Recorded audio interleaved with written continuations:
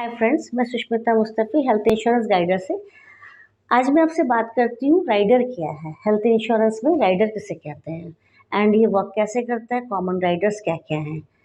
इस टॉपिक को स्टार्ट करने के पहले एक बहुत इम्पॉर्टेंट बात, आपने हमारे चैनल को सब्सक्राइब कर दिया है? अगर नहीं तो प्लीज़ जल्दी से इसे सब्सक्राइब करें। अगर वीडियो आपको इन्फॉर्मेटिव लगे तो लाइक कमेंट करना ना भूलें।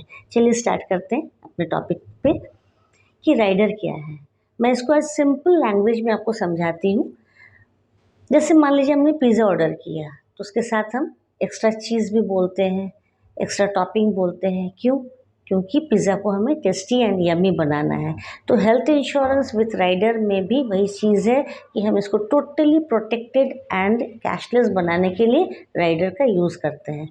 अगर आपको लगे कि कुछ essential things according to you कि आपके प्लान में नहीं है एंड अगर आपके उस जिस प्लान को आपने परचेज़ कर रहे हैं उसमें अगर राइडर अवेलेबल है तो ज़रूर आप ऐड ऑन करके एक्स्ट्रा प्रीमियम देकर इस राइडर को लेकर इस प्लान को पूरा कंप्लीट टोटली प्रोटेक्टेड बना सकते हैं।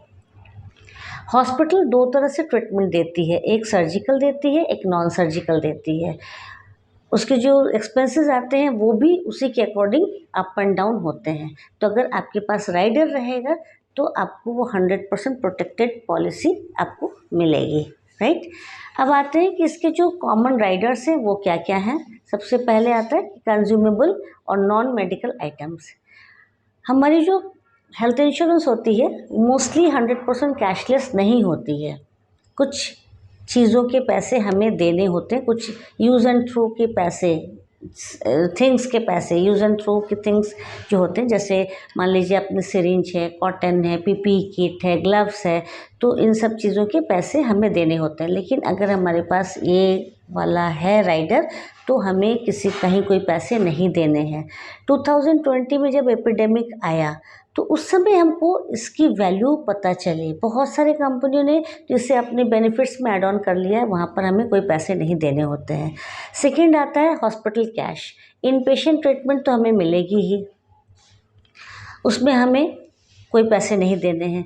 बट हमारे इलनेस की वजह से जो हमारा इनकम लॉस होता है, तो अगर ये राइडर हम लेकर चल रहे हैं तो उसमें हमें थोड़ी बहुत राहत मिल जाती है। उसमें हम 7 to 10 डेज़ अगर हॉस्पिटलाइज हैं तो जिस तरह का हमने राइडर लिया है जितने अमाउंट का, तो मान लीजिए 1000 रुपीज़ पर डे या 2000 या 3000, तो उस हिसाब से हमें पैसे भी मिल जाते हैं। थर्ड आता है क्रिटिकल इलनेस के लिए राइडर। क्रिटिकल इलनेस अगर हुआ, कुछ भी ऐसा अगर निकल के आया तो उस समय जो पॉलिसी होल्डर हैं उनको वो लमसम अमाउंट मिल जाती है। पॉलिसी वहीं खत्म, वो रिन्यू नहीं होगी। ओपीडी के लिए एक राइडर आता है, ये बहुत ही एसेंशियल मुझे लगता है कि बहुत अच्छी राइडर, ये अच्छा राइडर है, इसको लेना चाहिए। क्योंकि जैसे हर एक कंपनी के हर एक प्लान में ओपीडी फैसिलिटी नहीं होती और हम फर्स्ट ही कोई प्रॉब्लम होती है तो हम ओपीडी के लिए दौड़ते हैं। ओपीडी की राइडर 3 टाइप्स की इसकी कैटेगरीज होती है। पहला है doctor visit, doctor consultancy. Second है doctor consultancy and diagnostic test के लिए। थर्ड है doctor consultancy, diagnostic test and medicine के लिए। ये अगर राइडर रहेगा, एक्स्ट्रा प्रीमियम देकर हमने अगर ये राइडर लिया हुआ है तो हमें अलग से कोई पैसे नहीं देने हैं, तो हम ये अवेल कर सकते हैं। प्री एग्जिस्टिंग डिजीज़ के लिए आपको पता ही है कि वेटिंग पीरियड होती है मैक्सिमम 3 इयर्स की। तो ये राइडर अगर है तो हम इसके ड्यूरेशन को कम कर सकते हैं, 3 ईयर्स से 1 ईयर कर सकते हैं।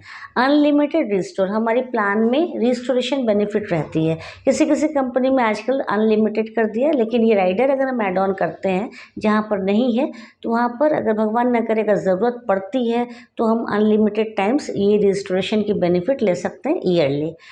रूम रेंट के लिए एक राइडर है। वैसे हमारी नॉर्मल पॉलिसीज़ में room rent AC, single AC room available है। अगर हम अब इस रूम को अपग्रेड करना चाहें कि हमको डिलक्स में रहना है या अगर सूट में रहना है, तो ये रूम रेंट वाली जो राइडर है अगर अवेलेबल है आपके कंपनी वाले प्लान में, जिस कंपनी से आप परचेस कर रहे हैं, तो आप इसको ज़रूर ले सकते हैं एक्स्ट्रा प्रीमियम देकर। डे 1 कवर, मान लीजिए मुझे बीपी की प्रॉब्लम है या शुगर है और मैं चाहती हूँ कि मेरा वो फर्स्ट डे से कवर रहे, उसके लिए कोई वेटिंग पीरियड ना रहे, तो हम ये राइडर ऐड ऑन करके वो फैसिलिटी भी ले सकते हैं। आता है फिर पर्सनल एक्सीडेंट के लिए एक राइडर, कि अगर कोई पर्सनल एक्सीडेंट में एक्सीडेंटल डेथ हो जाती है तो नॉमिनी को पैसे मिल जाते हैं। लेकिन पर्सनली अगर मुझसे पूछा जाए तो मैं तो हमेशा यही बोलूँगी कि एक पर्सनल एक्सीडेंट की पॉलिसी खुद की सेपरेट होनी चाहिए। को पेमेंट वेवर की एक राइडर आते हैं, ये बहुत इम्पॉर्टेंट है। को पेमेंट हमेशा सीनियर सिटीज़न प्लान में ही आपको ज़्यादातर देखने को मिलेगा, जिसमें 10%, 20%, 30% की को पेमेंट लगती है। तो ये राइडर अगर हमारे पास है तो हमारा वो को पेमेंट वेव ऑफ हो जाएगा।